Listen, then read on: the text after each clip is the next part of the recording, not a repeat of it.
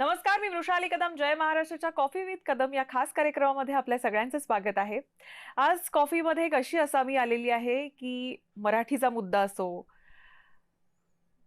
अनेक तरुण वर्गांचे अनेक प्रश्न असो, सगळ्या गोरगरिबांच्या प्रश्नांवर किंवा सामान्य माणसाच्या प्रश्नावर अगदी तो प्रश्न तडीस नेईपर्यंत ज्यांची तळमळ गेली अनेक वर्ष आम्हा माध्यमकर्मींसोबत मला असं वाटतं सामान्य जनतेने देखील पाहिलेली आहे.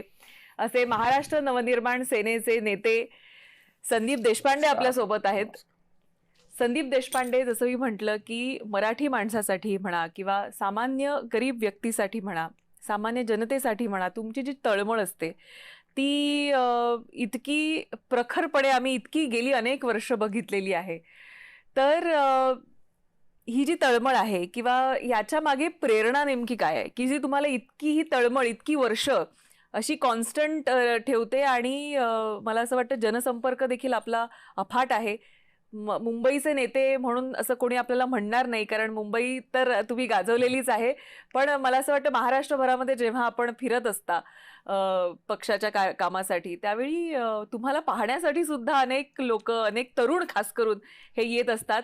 मला हे आवर्जून सांगावंच वाटतं. प्रश्नाच्या उत्तराकडे येणार आहे. आज आमच्या कार्यालयामध्ये संदीप देशपांडे येणार आहे असं कळल्यानंतर कार्यालयातली सुद्धा आमचे जे तरुण मंडळी आहे ती पण फार एक्साइट झालेली. आणि किती वाजता येणार, म्हणजे संदीप देशपांडे ही पावती आहे की तरुणांमध्ये तुमची क्रेज आहे.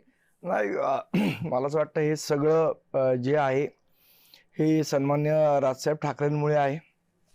त्यांनी ज्या संधी मला दिल्या माझ्या आयुष्यात, पहिलं नगरसेवकाचं तिकीट असेल, विभाग अध्यक्ष म्हणून असेल, गटनेता म्हणून असेल, काम करायची जी संधी मला मिळाली, मला असं वाटतं त्या संधीमुळे लोकांपुढे जाता आलं, लोकांचे प्रश्न मांडता आले, आंदोलनं करता आली. त्यामुळे आणि शेवट ऊर्जा ती त्यांच्याचकडनं येते.